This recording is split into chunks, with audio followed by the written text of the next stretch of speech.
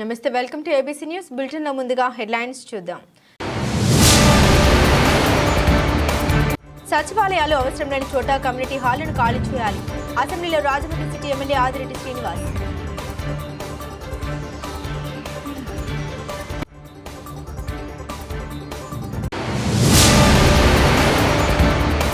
ఒకే లారీలో 50కి పైగా గోవులను తరలిస్తున్న లారీ యజమానిపై కేసు నమోదు చేయాలి. భారత శక్తిపీఠం అధ్యక్షుడు, హిందూ మహాసభ దక్షిణ భారత organising secretary Bharatanand Maharaj demand.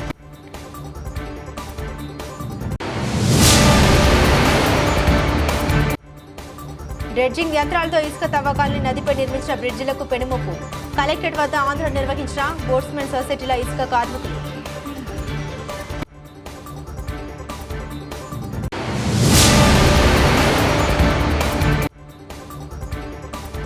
మతోన్మాదాన్ని ఎదుర్కోవడానికి లౌకిక శక్తులు ఏకం కావాలి. సిపిఐ జాతీయ కార్యవర్గ సభ్యులు అక్కినేని వనజ పిలుపు.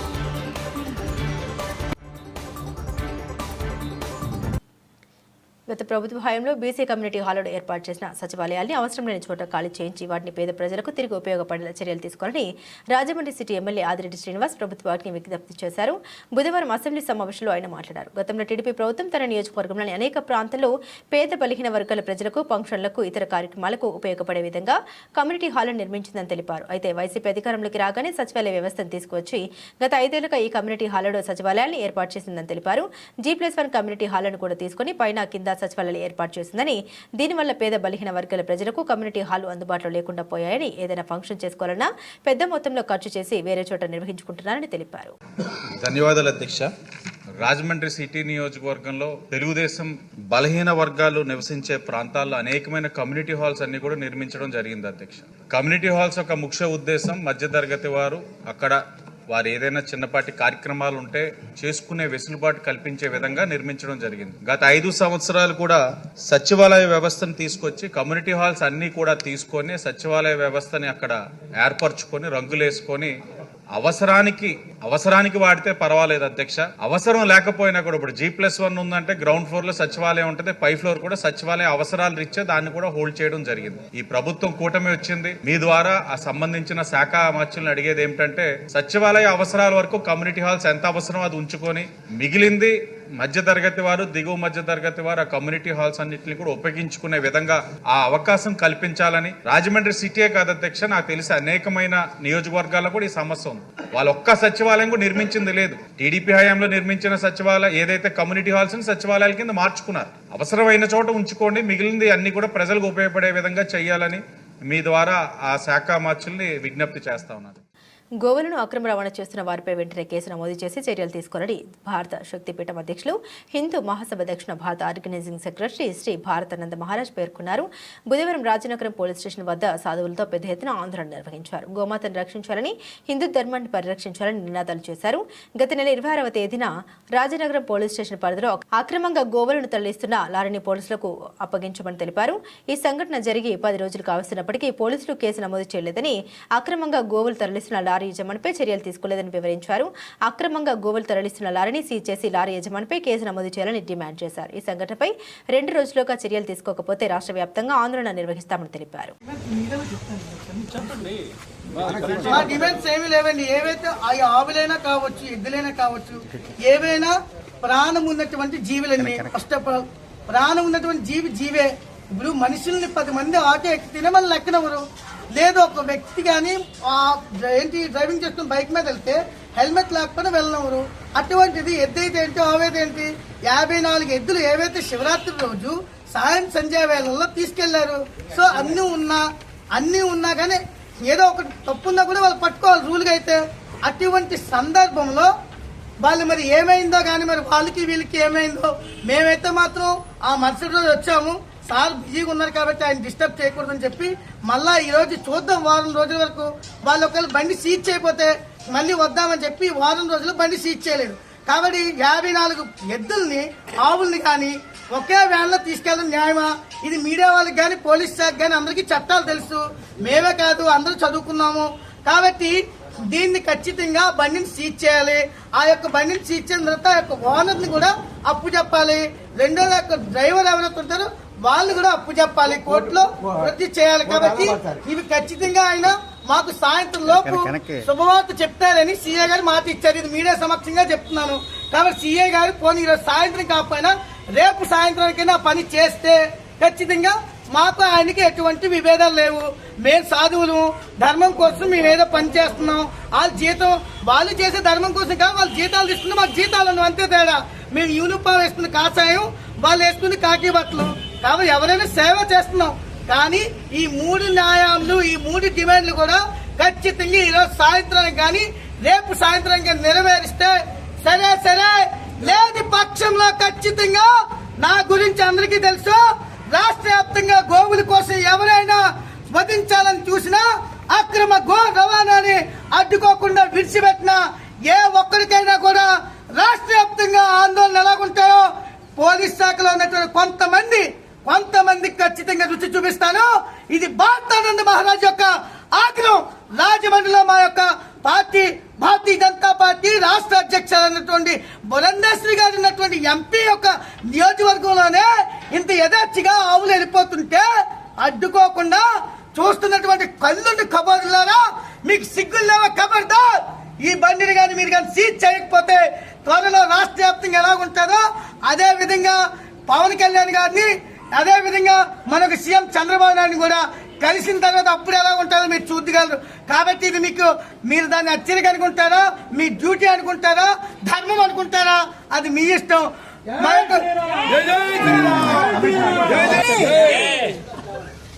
చెప్పమాట ఇచ్చామండి. పలానా 20 డేట్కి ఇచ్చాం. 27 ఫిబ్రవరి 20 చెప్పు. వాయిస్ ఇప్పుడు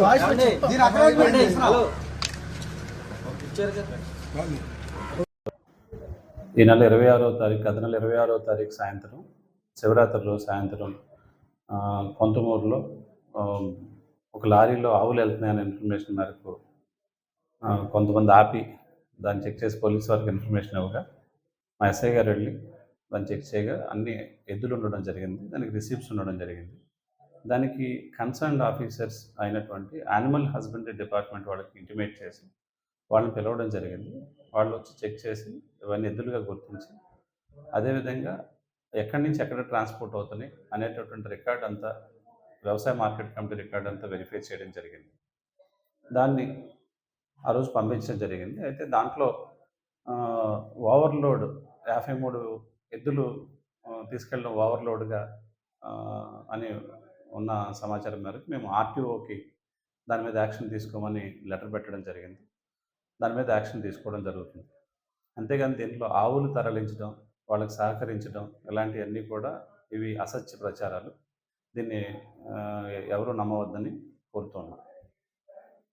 డ్రెడ్జింగ్ యంత్రాలతో ఇసుక అక్రమ తవ్వకాల వల్ల ఉభయ గోదావరి జిల్లాలో బోట్లపై ఇసుక ఒడ్డుకు చేర్చే పడవ కార్మికులు రోడ్డున పడ్డారని జై భీమ్ దళిత ప్రజావేదిక రాష్ట్ర అధ్యక్షులు చోళ రాజు పేర్కొన్నారు. బుధవారం బోట్స్మెన్ సొసైటీ పడవపై ఇసుక తీసే కార్మికులతో కలెక్టరేట్ వద్ద ఆందోళన నిర్వహించారు.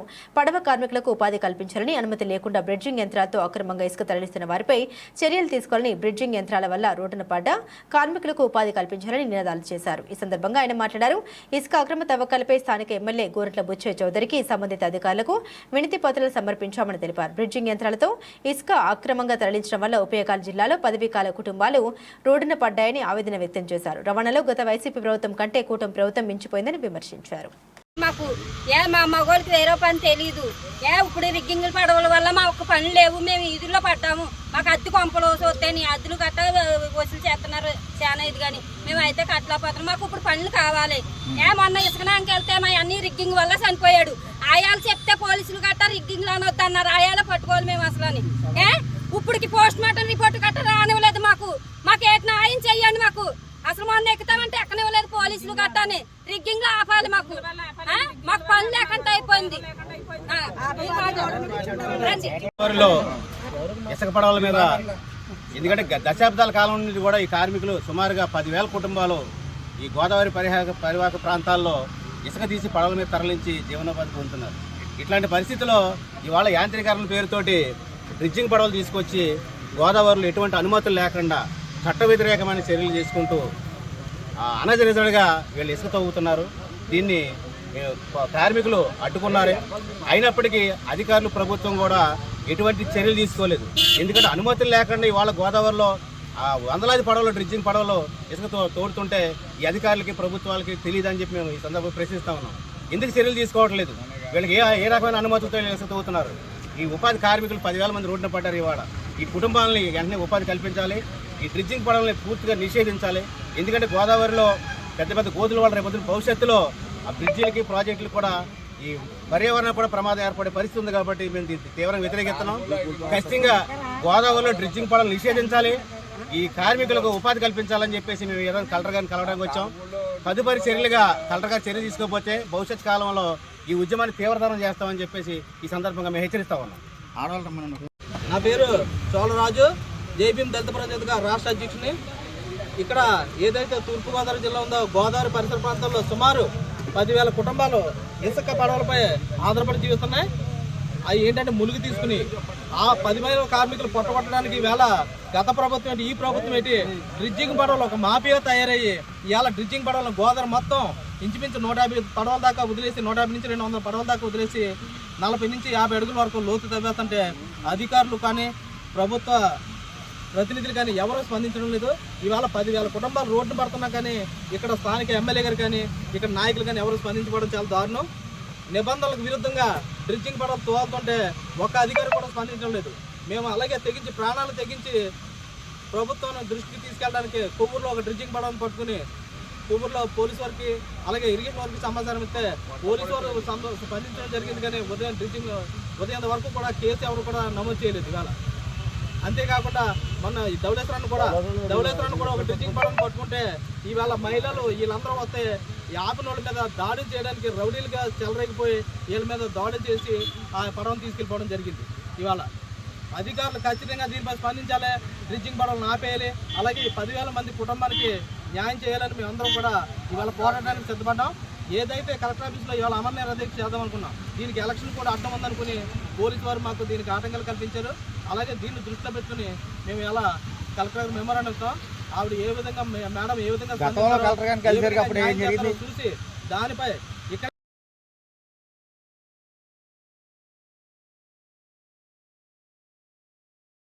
దేశంలో మత ఉన్మాదాన్ని ఎదుర్కోవడానికి ప్రజాస్వామిక లౌకిక శక్తులు ఏకం కావాలని సిపిఐ జాతీయ కార్యవర్గ సభ్యురాలు అక్కినేని వనజ పిలుపునిచ్చారు. బుధవారం ఉదయం స్థానిక సిపిఐ కార్యాలయంలో 3 రోజుల సిపిఐ జిల్లా స్థాయి కార్యకర్తల వర్క్ షాప్ ను అక్కినేని వనజ ప్రారంభించారు. రైతు సంఘం జిల్లా అధ్యక్షులు పంతం నాగేశ్వరరావు అధ్యక్షత వహించారు. ముందుగా సిపిఐ జిల్లా కార్యదర్శి 3 రోజుల వర్క్ షాప్ ను వివరాలు వెల్లడించారు. అక్కినేని వనజ మాట్లాడుతూ ఈ సమాజంలో పౌరులందరికీ సమాన అవకాశాలు, హక్కులు లేవని, అత్యధిక వర్గాల వారు తమ శ్రమతో బతుకుబండి కష్టంగా ఉందని అన్నారు.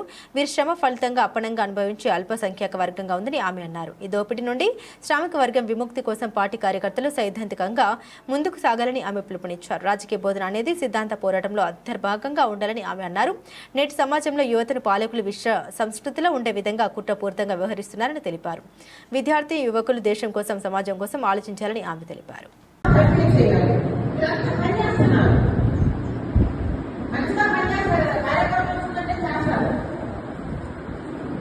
అన్ని బాగానే ఉంటాయి, కానీ ఎందుకు కష్టం అనేది మీకు అర్థం కావాలి. పోలవరం విషయం వస్తే పోలవరం విషయం మీద కార్యక్రమాలు చేస్తారు, కానీ ఆ పోలవరం విషయంలో ఉన్నటువంటి సమస్య ఏంటి, దాని గవర్నమెంట్ ఏ రకంగా దాన్ని అవరోధాలు కల్పిస్తా ఉంది, దాన్ని మనం ఏమడుగుతున్నాము అని లోతుగా వెళ్ళి దాన్ని స్టడీ చేసేటువంటి దాని గురించి తెలుసుకునేటువంటి పరిస్థితిని మన కామ్రేడ్స్, మన కార్యకర్తలు ఉంటారు. అందుకనే భారతదేశంలో చాలా వైవిధ్యంతో ఉన్నటువంటి దేశం ఇది. చాలా వైవిధ్యాలు ఉన్నాయి. వినాయకుల్లో ఏకత్వంలాగా అనేక కులాలు, మతాలు, భాషలు చాలా రాశారు, సమాజాన్ని విశ్లేషించారు. కార్మిక వర్గం కష్టపడతా ఉంది, కార్మికులు కష్టపడతా ఉన్నారు, కానీ ఆ కష్టానికి తగినటువంటి ఫలితాలు కార్మికులు పొందలేకపోతా ఉన్నారు. ఇది ఎక్కడ లోపం జరుగుతా ఉంది, ఇవన్నీ మనం విశ్లేషించారు, సమాజాన్ని సార్థకంగా విశ్లేషించారు. రైతాంగాన్ని, కార్మికుల్ని, మహిళల్ని, యూత్ని, మరి గనిలో పనిచేసే కార్మికుల్ని, వీళ్ళందరినీ కూడా. కానీ మొట్టమొదటిసారిగా తాను మాస్తూ విశ్లేషించడమే కాదు, ఈ సమాజాన్ని మార్చాలి. అంతకుముందు ఎవరు అన్నా ఈ మాట, ఈ సమాజాన్ని మార్చాలి, ఆ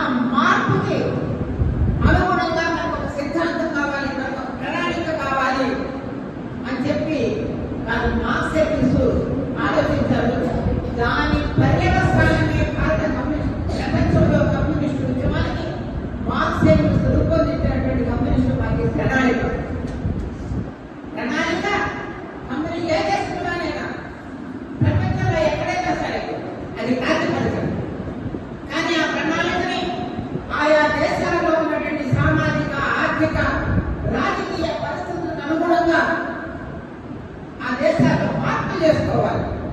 ఆ దేశ పరిస్థితులకు అనుగుణంగా సిద్ధాంతాన్ని మనం మార్పులు చేసుకుంటూ ముందుకు. కేంద్ర ప్రభుత్వం 2021వ సంవత్సరంలో ఢిల్లీ రైతు ఉద్యమ విరమణ సందర్భంగా ఎస్కేఎం నాయకత్వానికి రాతపూర్వకంగా ఇచ్చిన హామీ ప్రకారం పార్లమెంట్లో చట్టం చేయాలని పంజాబ్ రాష్ట్రంలో అక్రమంగా అరెస్టు చేసిన ఎస్కేఎం రైతు ప్రతినిధుల్ని వెంటనే విడుదల చేయాలని కోరుతూ 5 మార్చి 2025న రాజమండ్రి సబ్ కలెక్టర్ కార్యాలయం వద్ద ఏఐకేఎంఎస్ నాయకత్వంలో ధర్నా జరిపి మెమోరాండం ఆర్డీఓ గారికి అందజేయడం జరిగింది. ఈ కార్యక్రమంలో ఏఐకేఎంఎస్ రాష్ట్ర ప్రధాన కార్యదర్శి మండవ దుర్గాప్రసాద్, ఏఐకేఎంఎస్ జిల్లా అధ్యక్షులు కార్యదర్శులు జనపల్లి సత్యబాబు, పల్లా వెంకట నాయుడు, జిల్లా నాయకులు పాలేపు రామారావు, దొర, సాకిరి భాస్కర్రావు, పత్తి సత్యనారాయణ, జగన్నాథం, నాగన్న, శ్రీను తదితరులు నాయకత్వం వహించారు. ఈ ధర్నా సందర్భంగా ఏఐకేఎంఎస్ రాష్ట్ర ప్రధాన కార్యదర్శి మండవ దుర్గాప్రసాద్ మాట్లాడారు. కేంద్రంలో నరేంద్ర మోదీ ప్రభుత్వం రైతులకు ఇచ్చిన హామీలు అమలు చేయాలని, రైతాంగ పంటలకు స్వామినాథన్ కమిషన్ రిపోర్టు ప్రకారం మద్దతు ధర ఇవ్వాలని, వ్యవసాయ రంగాన్ని కార్పొరేట్ కంపెనీలకు అప్పచెప్పే విధానాలని విరమించుకోవాలని, రైతులను, రైతు కుటుంబాలను ఆదుకోవాలని అన్నారు. 2021 సంవత్సరంలో కేంద్ర ప్రభుత్వం ఇచ్చిన రాతపూర్వక హామీని అమలు చేయకపోగా వ్యవసాయ రంగాన్ని డిజిటల్ అగ్రిమిషన్ పేరుతో ప్రాథమిక సహకార సంఘాలు, పాడి రైతుల సహకార సంఘాలు, మత్స్యకార సంఘాలను పెట్టుబడిదారులకు అప్పచెప్పుటకు పూనుకుంటున్నారని, దీనివల్ల దేశంలో 11 కోట్ల మంది రైతులు బలవుతున్నారని తెలిపారు. కార్యకర్తలు, సభ్యులు, నాయకులందరికీ కూడా యువకులందరూ ఇవాళ దేశవ్యాప్తంగా రైతు సంఘాలు ఎస్కేఎం నాయకత్వంలో, రైతు సంఘాల ఆంధ్రప్రదేశ్ రైతు సంఘాల నాయకత్వంలో, మన అఖిల భారత రైతు సంఘ నాయకత్వంలో ఆందోళన చేపట్టాయి. ముఖ్యంగా గత 4 సంవత్సరాలుగా గిట్టుబాటు ధరల కోసం, ఇతర రైతాంగ డిమాండ్ల మీద అమలు చేయమని 4 ఏళ్లుగా రైతు సంఘాలు ఆందోళన చేస్తూ ఉన్నాయి. కేంద్ర ప్రభుత్వం మోడీ నాయకత్వంలో రైతు సంఘాలకి హామీ ఇచ్చి రైతు వ్యతిరేక చట్టాలు ఏవైతే కేంద్ర ప్రభుత్వం చేసిందో వాటిని ఉపసంహరించుకుంటానని, రైతులకు గిట్టుబాటు ధర చెల్లిస్తానని, రైతాంగ సమస్యలన్నీ కూడా పరిష్కరిస్తానని చెప్పి హామీ ఇచ్చింది. కానీ ఆ హామీలు అమలు జరపకుండా లాంచుతూ ఇవాళ తిరిగి కొత్త చట్టాలు తీసుకొచ్చి మొత్తంగా అసలు రైతు సంఘాల డిమాండ్లని పక్కదారి పట్టించేటువంటి పరిస్థితులు ఇవాళ కేంద్ర ప్రభుత్వం వ్యవహరిస్తూ ఉంది. ఈ దగాకోరు మోసపూరితమైనటువంటి కేంద్ర ప్రభుత్వ విధానాన్ని అఖిల భారత రైతు కూలీ సంఘం తీవ్రంగా ఖండిస్తూ ఉన్నది. అంతేకాకుండా రైతు సంఘాలు ఏవైతే డిమాండ్ చేస్తున్నాయో ఉపాధి హామీ పథకాన్ని అమలు చేయమని, రైతులకు, వ్యవసాయ కూలీలకు, పేదలకు పెన్షన్ ఇవ్వమని చెప్పేసి 60,000 రూపాయల పెన్షన్ ఇవ్వమని చెప్పేసి వాళ్ళ రైతు సంఘాలు డిమాండ్ చేస్తూ ఉన్నాయి. అలాగే అన్ని వ్యవసాయ పంటలకు మిర్చి, పత్తి, పొగాకు, చెరకు, ధాన్యం ఇలాగా వైట్ బర్రెలు కానివ్వండి, కుక్కలు కానివ్వండి, ఇలాంటి అన్ని పంటలకు కూడా కేంద్ర ప్రభుత్వం సహేతుకమైనటువంటి న్యాయబద్ధమైనటువంటి రేట్లు చెల్లించాలని, గిట్టుబాటు ధర నిర్ణయించాలని చెప్పేసి అఖిల భారత రైతు కూలీ సంఘం డిమాండ్ చేస్తాం. అంతేకాకుండా ఇవాళ రాష్ట్రంలో, కేంద్రంలో అధికారంలోకి వచ్చేటువంటి ప్రభుత్వాలు ఏవైతే ఉన్నాయో, కూటమి ప్రభుత్వాలు, కేంద్రంలో ఎన్డీఏ కూటమి, రాష్ట్రంలో తెలుగుదేశం కూటమి అధికారంలోకి వచ్చాయి. ఈ 2 ప్రభుత్వాలు కూడా ముఖ్యంగా చంద్రబాబు నాయుడు గవర్నమెంట్ ఎన్నికలప్పుడు అనేక వాగ్దానాలు చేసింది. అనేక రకాలైనటువంటి ఎన్నికల మేనిఫెస్టోలో కూడా అనేక రకాలైనటువంటి విషయాలని పొందుపరిచింది. వాటిని అధికారంలోకి రాగానే అవన్నీ కూడా అమలు చేస్తామని చెప్పేసి తెలుగుదేశం పార్టీ హామీ ఇచ్చింది. జనసేన, తెలుగుదేశం పార్టీ వీళ్ళందరూ కూడా. కానీ ఎన్నికలు అయిపోయినాయి, దీని దాటిపోయింది. వాటిని అమలు చేయకుండా ఇవాళ తాత్సారం చేయడమే కాకుండా ఆ యొక్క డిమాండ్ని, ఆ యొక్క హామీల్ని పక్కన పెట్టి వాళ్ళ రాష్ట్ర ప్రజలని తెలుగుదేశం ప్రభుత్వం మాయ చేసేటువంటి, మోసం చేసేటువంటి, పక్కదారి పట్టించేటువంటి వైఖరిని వాళ్ళు తీసుకున్నది. ఈ యొక్క వైఖరిని, ప్రజా వ్యతిరేక వైఖరిని, రైతు వ్యతిరేక వైఖరిని, కార్మిక వ్యతిరేక వైఖరిని వాళ్ళ ఏదైతే కూటమి ప్రభుత్వం అమలు చేస్తూ ఉందో దాన్ని అఖిల భారత రైతు కూలీ ముఖ్యంగా ఇవాళ రాష్ట్రంలో పేదలు, దళితులు, మహిళలు, మైనార్టీల మీద వాళ్ళ దేశవ్యాప్తంగా రాష్ట్ర వ్యాప్తంగా కూడా ఆదివాసుల మీద దాడులు పెరిగిపోతూ ఉన్నాయి. ఈ దాడుల్ని ఆపాలని ఏదైతే సమస్యలు దళితుల సమస్యలు ఉన్నాయో, మహిళల సమస్యలు ఉన్నాయో, అదేవిధంగా మైనార్టీల సమస్యలు ఉన్నాయో, వాళ్ళ చట్టాలు ఏవైతే ఉన్నాయో ఆ చట్టాలని వాళ్ళ అమలు చేయడానికి వాళ్ళ చర్యలు తీసుకోవాల్సిన అవసరం ఉన్నది. అలాగే వ్యవసాయ కార్మిక చట్టము, ఫౌజ్దారీ చట్టాలు, అలాగే ఇతర చట్టాలు ఏవైతే ఉన్నాయో ఆ చట్టాలని వాళ్ళ ప్రజానుకూల చట్టాలని రాష్ట్ర ప్రభుత్వం అమలు చేయాలా. అలా అమలు చేయనట్లయితే రాష్ట్ర వ్యాప్తంగా ఉద్యమాన్ని తీవ్రతరం చేయాల్సిన అవసరం ఉంటుందని చెప్పి ప్రభుత్వాన్ని హెచ్చరిస్తా ఉన్నాం. అదేవిధంగా ఈ రోజున పొడుగు బలహీన వర్గాల వాళ్ళకి ఇటు నివాస స్థలాలు లేవు, ఇల్లు లేవు, ఇల్లు కట్టిస్తామని 5 లక్షల రూపాయల దాకా కేటాయిస్తామని చెప్పి రాష్ట్ర ప్రభుత్వం ఎన్నికలప్పుడు చెప్పింది. కానీ ఆ హామీ కూడా అమలు చేయకుండా గతంలో వచ్చేటువంటి హామీల్ని వైసీపీ ప్రభుత్వం అమలు చేయలేదు. ఇప్పుడు కొత్తగా వచ్చిన గవర్నమెంట్ టీడీపీ కూటమి కూడా వాళ్ళు ఇచ్చిన హామీలను అమలు చేయకుండా ఇటు వైసీపీ కానివ్వండి, టీడీపీ కానివ్వండి, బీజేపీ కానివ్వండి, వీరందరూ కూడా రాష్ట్ర ప్రజలని, పేద వర్గాలని, కింది వర్గాలని, బలహీన వర్గాలని, రైతాంగాన్ని, కార్మికుల్ని మోసం చేస్తూ ఉన్నారు. ఈ మోసపూత వైఖరికి వ్యతిరేకంగా రాష్ట్రంలో ప్రజా ఆందోళనలు తీవ్రతరం చేయాల్సిన అవసరం ఉన్నది. దానికి రాబోయే కాలంలో మన రైతు కూలీ సంఘం, ఏఐకేఎంఎస్, ఇతర ప్రజా సంఘాలు దానికి సమాయత్తమవుతాయి అని చెప్పి తెలియజేస్తున్నాం. ఏఐకేఎంఎస్ జిల్లా ప్రధాన కార్యదర్శి పల్లా వెంకటనాయుడు. నరేంద్ర మోడీ ప్రభుత్వం 2021 సంవత్సరంలో రైతు ప్రతినిధులు రాతపూర్వకంగా ఇచ్చినటువంటి హామీల్ని నేటికి అమలు చేయడం లేదు. వాటిని వెంటనే అమలు చేయాలని చెప్పి మేము ప్రధానంగా డిమాండ్ చేస్తున్నాం. వాటి అమలుకు పూనుకోగా నేడు కార్పొరేట్ కంపెనీలకి సహకార సంఘాలని, పాడి పరిశ్రమ సంఘాలని, అలాగే మత్స్యకార సంఘాలను కూడా సుమారు 11 ఈ సంఘాల్లో ఉన్నటువంటి దేశంలో ఉన్నటువంటి 11 కోట్ల మందిని బలి చేసేటువంటి నిర్ణయాన్ని తీసుకొచ్చింది. మరి వీటన్నిటిని కూడా ప్రధానంగా వీటిల్ని రద్దు చేయాలని చెప్పి, అలాగే రాష్ట్రంలో పంజాబ్ రాష్ట్రంలో నిన్న రాత్రి ఇళ్ల మీద దాడులు చేసి ఎస్కేఎం నాయకుల్ని సుమారు 50 మందిని అక్రమంగా అరెస్ట్ చేయడం జరిగింది. అరెస్ట్ చేసినటువంటి నాయకులందరినీ కూడా బేషరతుగా విడుదల చేయాలని చెప్పి మేము డిమాండ్ చేస్తూ ఉన్నాం. మరి వ్యవసాయ పంటలు ఏవైతే ఉన్నాయో వ్యవసాయ పంటలకి గిట్టుబాటు ధరలు లేక రైతులు చాలా ఇబ్బంది పడుతూ ఉన్నారు. పెట్టుబడులు రాక ఇబ్బందులు పడుతున్నటువంటి క్రమంలో ఈ యొక్క కేంద్ర రాష్ట్ర ప్రభుత్వాలు రెండు కూడా వత్తాసు పలుకుతూ వాళ్ళకి అడుగులకు మడుగులు వస్తూ రైతుల్ని దగా చేస్తున్నటువంటి పరిస్థితి నేడు కనబడతా ఉన్నది. ఎందుకంటే ఈ యొక్క నెలలో ఆంధ్రప్రదేశ్లో వ్యవసాయ పంటలు, పప్పు ధాన్యాల పంటలు వచ్చేటువంటి క్రమంలో యొక్క రేట్లు తగ్గించామనేటువంటి పేరుతో పప్పులు తదితర వాటికి తగ్గించి రైతాంగ పంటల్ని అతి తక్కువ ధరకి పెట్టుబడిదారులు బాలికల విద్యలో రాణించడమే కాకుండా ఆత్మవిశ్వాసంతో ఉండాలని జిల్లా మహిళా శ్రీ శిశు సంక్షేమ శాఖ పీడీకే విజయకుమారి అన్నారు. మంగళవారం గణేష్ చౌక్ వద్ద ఉన్న ప్రభుత్వ వెనుకబడిన తరగతుల కళాశాల బాలిక వసతి గృహంలో అంతర్జాతీయ మహిళా దినోత్సవ వారోత్సవాలు ఆత్మస్థైర్య స్వీయ రక్షణ అవగాహన సదస్సులో ఐసీడీఎస్ పీడీకే విజయకుమారి పాల్గొన్నారు. ఈ సందర్భంగా విజయకుమారి మాట్లాడారు. బాలికల విద్యలో రాణించడంతో పాటుగా ఆత్మవిశ్వాసంతో ఉండాలన్నారు. స్వీయ రక్షణ, స్వతంత్ర సాధికారత కలిగి ఉండడంపై అవగాహన కల్పించడం జరుగుతుందని తెలిపారు. బాలికలు తమను తాము రక్షించుకునే నైపుణ్యాన్ని మెరుగుపరుచుకోవాలని తెలిపారు. స్వీయ రక్షణపై దృష్టి పెట్టడమే కాకుండా బాలికల్లో భద్రతా రక్షణ గురించి అవగాహన కార్యక్రమాలు నిర్వహించడం జరుగుతుందని తెలిపారు. అమ్మాయి పేరు మీకు అనొస్తుంది. అమ్మాయికి 8th క్లాస్లో ఉంటుండగా మ్యారేజ్ చేసేసారు. వాళ్ళ మేనమామకి చేసేసి అమ్మాయిని అత్వారిని పంపించారు. ఆ అమ్మాయి అప్పటికి మెచ్యూర్ అవ్వలేదు. పంపిస్తే అక్కడ ఉండింది. అక్కడ 8th క్లాస్ చదివాక అమ్మాయి తర్వాత మెచ్యూర్ అయింది. 9th క్లాస్ చదువుతుంటే అమ్మాయికి ఎందుకో డౌట్ వచ్చింది. ఈ 9th క్లాస్ అయ్యాక ఆపేస్తారు నా చదువు, నాకు చదువుకోవాలంది అని. అప్పుడు కలెక్టర్ గారికి ఎవరినో అడిగింది, ఎవరో చెప్పారు. కలెక్టర్ గారికి మెసేజ్ పెట్టింది ఒక 1.5 years 2 years బ్యాక్.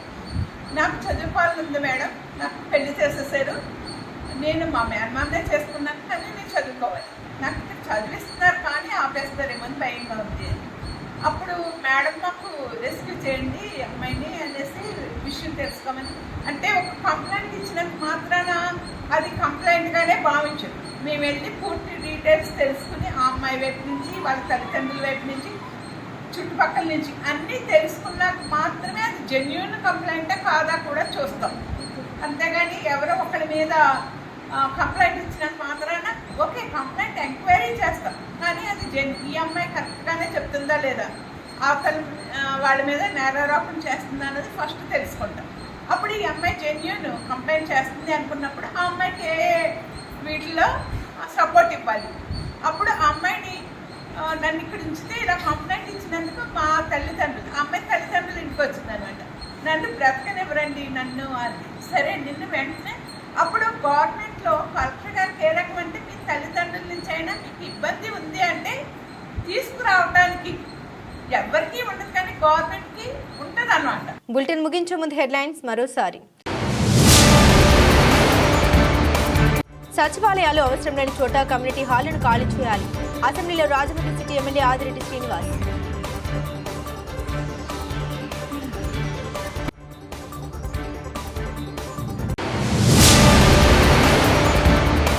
ఒకే లారీలో 50కి పైగా గోవులను తరలిస్తున్న లారీ యజమానిపై కేసు నమోదు చేయాలి. భారత శక్తిపీఠం అధ్యక్షులు హిందూ మహాసభ దక్షిణ భారత organising secretary Bharatanand Maharaj demand.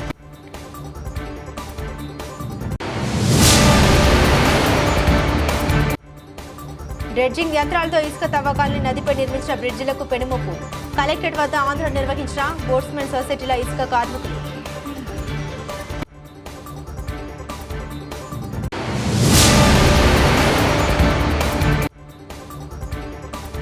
మతోన్మాదాన్ని ఎదుర్కోవడానికి లౌకిక శక్తులు ఏకం కావాలి. సిపిఐ జాతీయ కార్యవర్గ సభ్యులు అక్కినేని వనజ పిలుపు. ఇవి బులెటిన్ అప్డేట్స్. మరిన్ని అప్డేట్స్ కోసం చూస్తూనే ఉండండి ఏబీసీ న్యూస్.